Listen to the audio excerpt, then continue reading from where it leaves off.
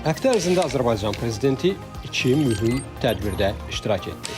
Birincisi, 44 ölkədən 80-dən çox nümayəndənin qatıldığı ənənəvi ADA siyasi forumu, ikincisi isə Antalya diplomatiya forumu.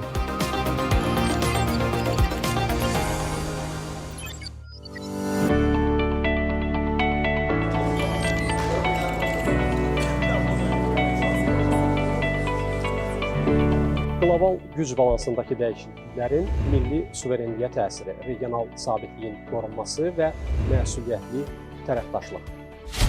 ADA siyasi forumunun iştirakçıları dünən Xankəndidə, bugün isə Bakıda bu və digər məsələləri müzakirə ediblər.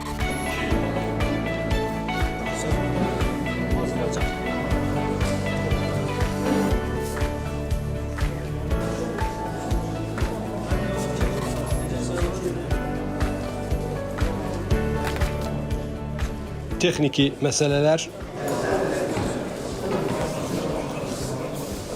təhlükəsizlik,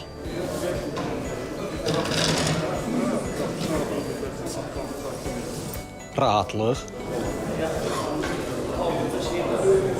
və zalın təmizliyi və qoxusu ümdə məsələlərdəndir.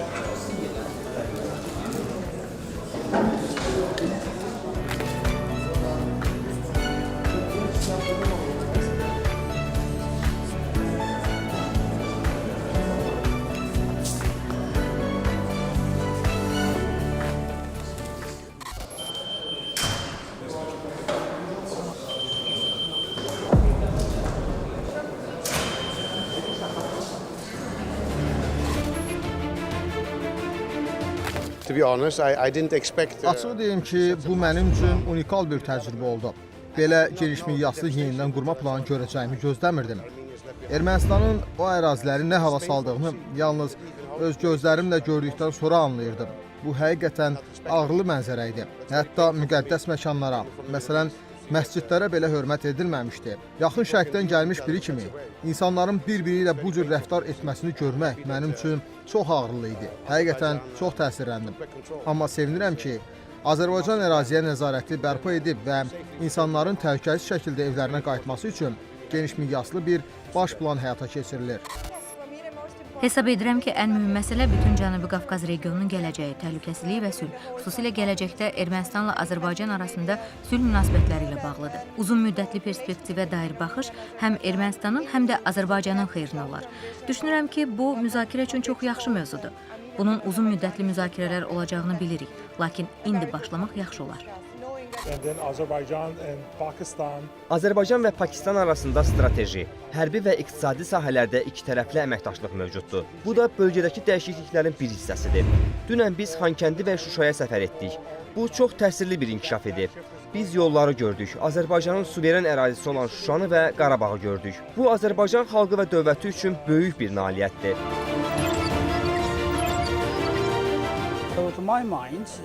Hazırda biz dünyada nizamın dəyişdiyi bir dönəmdə, bir növ yol ayrıcında və dönüş nöqtəsindəyik. Elə bu konferansın adı da bunu əks etdirir. Bugün coğrafi və geosiyasi dəyişikliklər çox sürətlə baş verir. Bu səbəbdən biz qarşılıqlı, regional və çox tərəfli əməkdaşlığa daha çox diqqət yetirməliyik.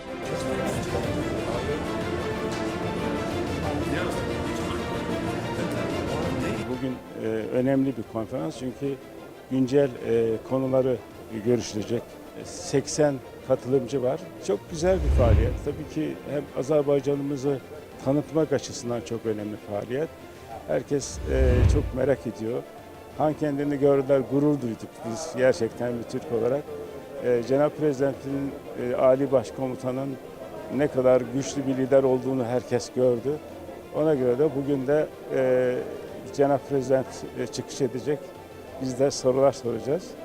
Ben de bu soruları soranlardan biri olacağım. Burada olmak tabii ki hepimiz için bir gururdur. Yani Cenab-ı Prezident benim de prezidentim. Ben burada olmaktan da çok hoşbaxtım.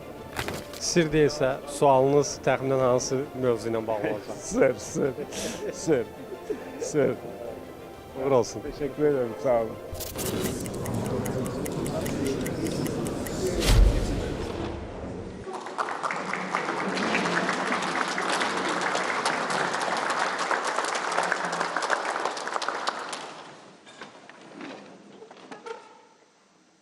Avropa Komissiyasında əyləşənlər gözlərindən eynəyi çıxarsınlar və dünyaya realist nöqteyi nəzərdən baxsınlar. Azərbaycan kimi ölkələri dəyərləndirsinlər və Qafqazı sevdikləri ilə sevmədiklərinə bölməyə cəhd etməsinlər. Yaxşı tərəfdaş kimi davransınlar. Biz buna hazırıq.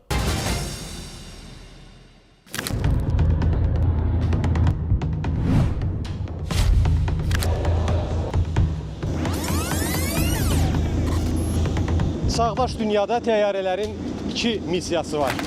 Qanadlarında əməkdaşlıq və təəssüf ki, raket daşıyan təyyarələr. Bugün dünya bölünmüş, parçalanmış dövrünü yaşayır.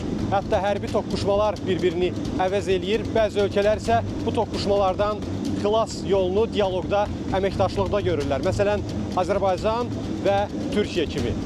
Yolumuz qardaş ölkəyədir. Azərbaycan prezidenti Antalya diplomatiya forumunda iştirak edəcək.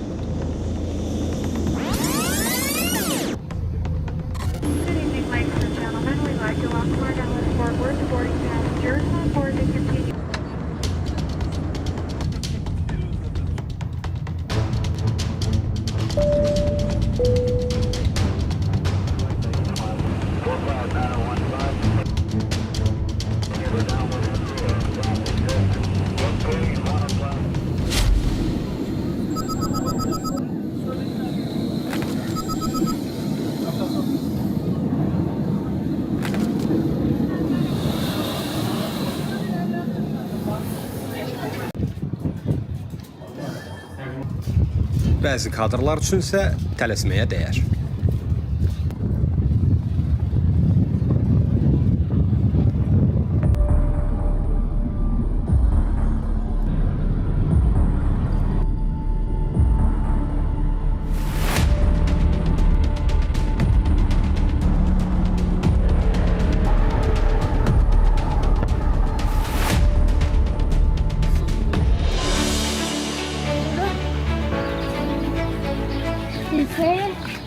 Balacaları isə diplomatiyanın işləməməsi maraqlandırmır.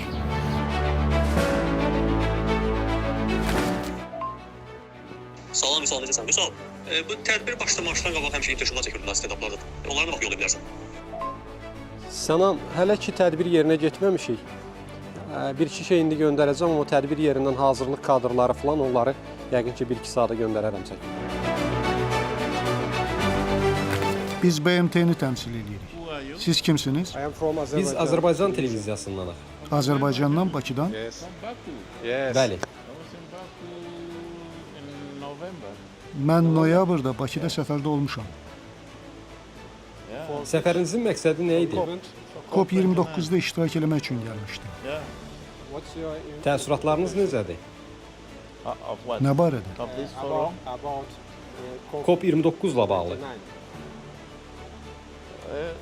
Bu çox ciddi məsələni, iqlim dəyişikliyini müzakirə eləmək üçün dünyanı bir araya gətirən mühüm bir tədbir idi. İqlim dəyişikliyi reallıqdır. Azərbaycan hökuməti möhtəşəm bir iş gördü. Tədbir çox yaxşı təşkil olunmuşdu. Düşünürəm ki, tədbir çox uğurlu oldu. Bəs bu forum barədə nə deyə bilərsiniz? Forumun əhəmiyyəti nədən ibarətdir? Düşünürəm ki, Antalya forumu unikaldır, çünki dünyanın üzləşdiyi məsələləri müzakirə eləmək üçün beynəlxalq ictimaiyyəti bir araya gətirir. Hesab edirəm ki, bu diplomatiyanın gücünün nümayişidir ki, bütün sahələrdəki fikir ayrılıqları diplomatiya vasitəsilə həll ola bilər. Söhbət təkcə sülh məsələlərindən getmir, bəşəriyyətin üzləşdiyi digər məsələlərdən də gedir. Biz hesab edirik ki, bu çox tərəfliliyin təntənəsidir və diplomatiya bunun mərkəzindədir.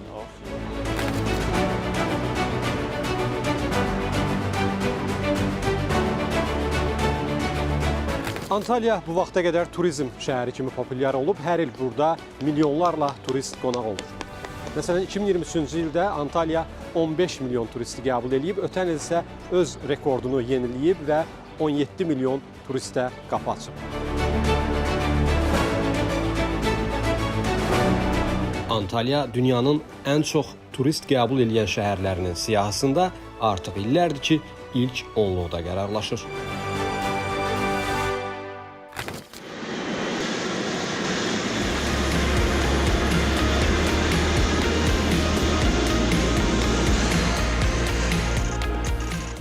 Forum həm də ikitərəfli müzakirələr fürsəti yaradırdı. Azərbaycan prezidentinin forumdan öncə Türkiyə, Şimali Kipr Türk Cümhuriyyəti, Gürcüstan liderləri ilə, eləcə də Suriya və Sudanın keçid dövrü hökumətlərinin rəhbərləri ilə görüşlərdə isə ikitərəfli əməkdaşlıq və regional gündəlik diqqət mərkəzində idi.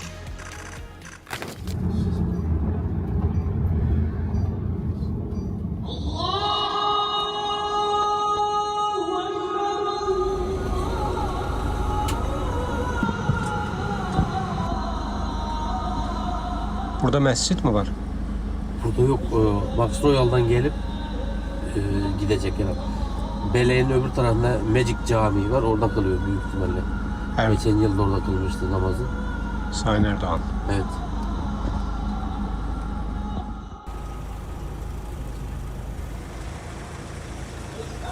Səhər idmanı üçün isə heç bir məhdudiyyət yoxdur. Türkiyə prezidenti Rəcəb Tayyip Erdoğan cümlə namazı üçün keçir və hərəkət məhdudlaşdırılır.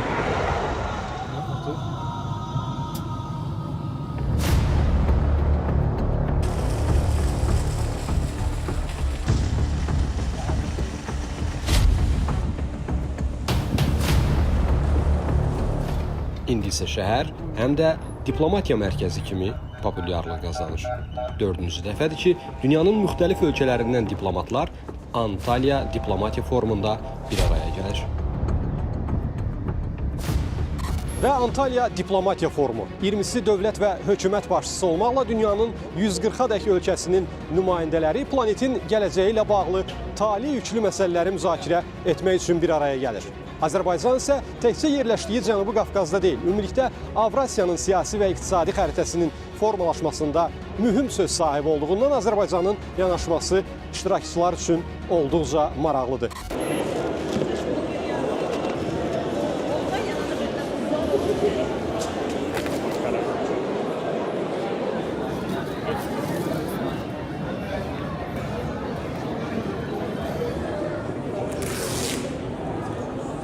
Bəzənsə belə son ana qədər texniki məsələləri, səliqə-səhman işlərini həll etmək lazım gəlir.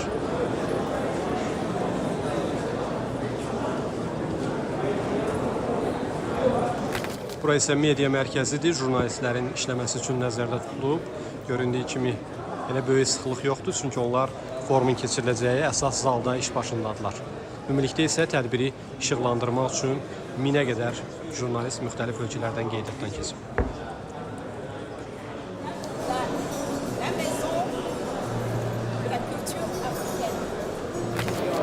Sən yandır. Bu gürşədə nəyi nümayiş etdirirsiniz? Tabii. Afrika Kültür Evi burası. Sizi başkanımızla tanıştırayım isterseniz tabii ki. Ama hiç açılmadı telefon. Buyurun. Hoş geldiniz. Hoş bulduk.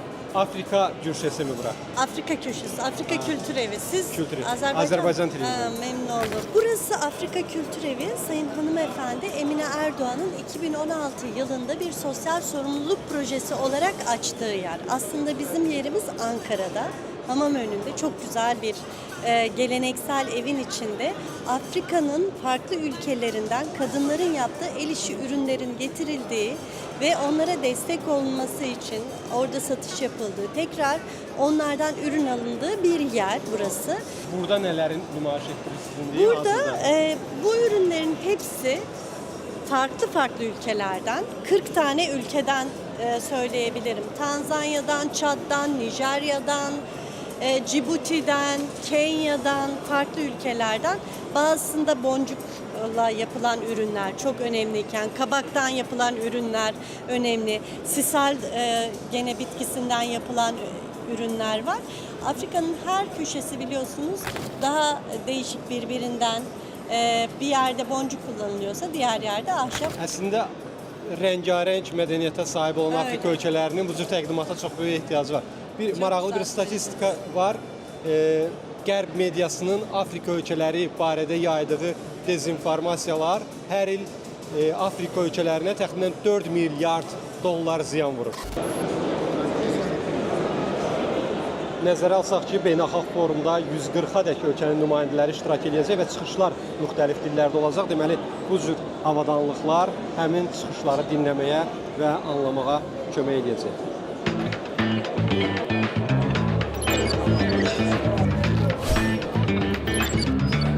Bəzi televiziyalar isə hətta çəkiliş pavilyonları yaradıblar. Məsələn, TRT qonaqları ilə birlikdə qurduğu studiyada bu və digər məsələləri müzakirə edir.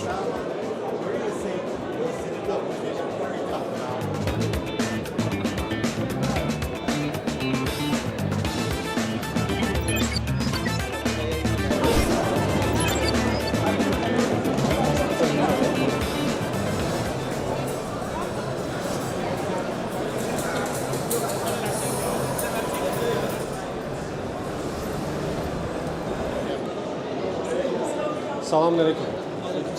Əsas tədbirin keçiriləcəyi zal budur da. Evet. Keçə bilərik. Reis burada konuşma yapacaklar. Burada Reisi Türkiye. Kartınıza bakalım. Tabii buyurun. Hoş geldiniz. keçə bilərəm mi? Tabii geçebilirsiniz.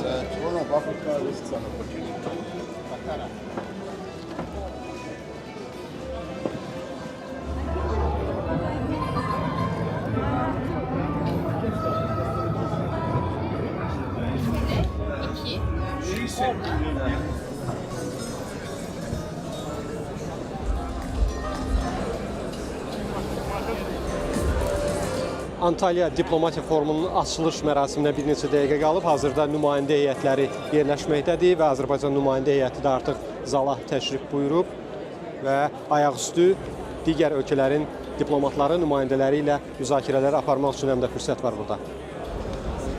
Bu ilki forum parçalanmış dünyada diplomatiyanın bərpası mövzusuna həsr olunub. Foruma 140-dan artıq ölkədən 20-yə yaxın dövlət və hökumət başçısı, 60-dan artıq xarici İşlər naziri və 60-dan çox beynəlxalq təşkilat təmsilçisi qatılıb.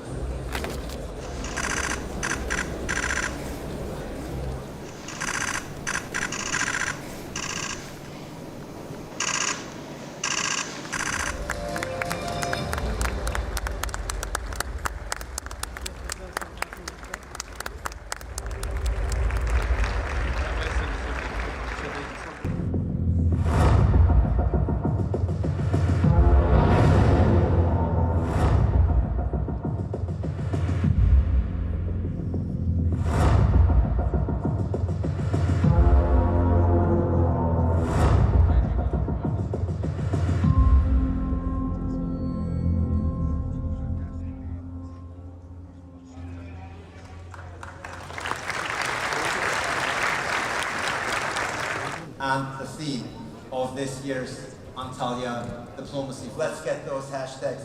And ladies and gentlemen, throughout the next.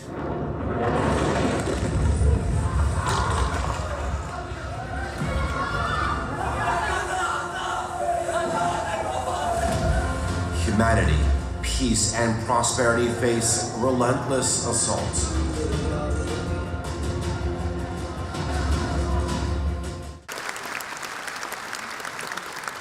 Yaşadığımız çağ sadece teknolojik dönüşümün, sadece politik kaymaların değil, aynı zamanda diplomasinin doğasının da kökten değiştiği bir dönem haline gelmiştir. Celebration to turn discord into accord, we must turn to diplomacy.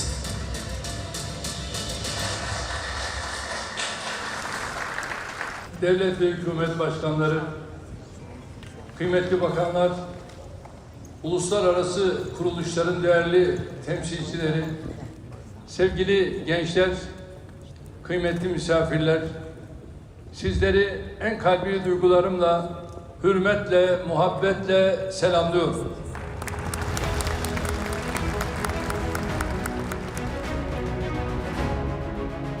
Forumda ümumilikdə 5000-ədək şəxs, 150 akademik, 400 tələbə və 1000-ə yaxın jurnalist iştirak edir.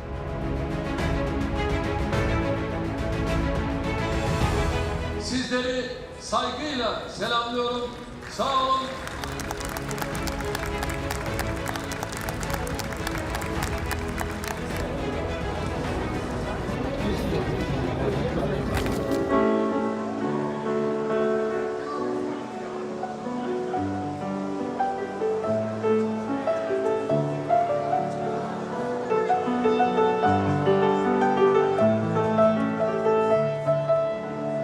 və nəhayət silah səslərini nikbin notlarla əvəz etməyin vaxtıdır.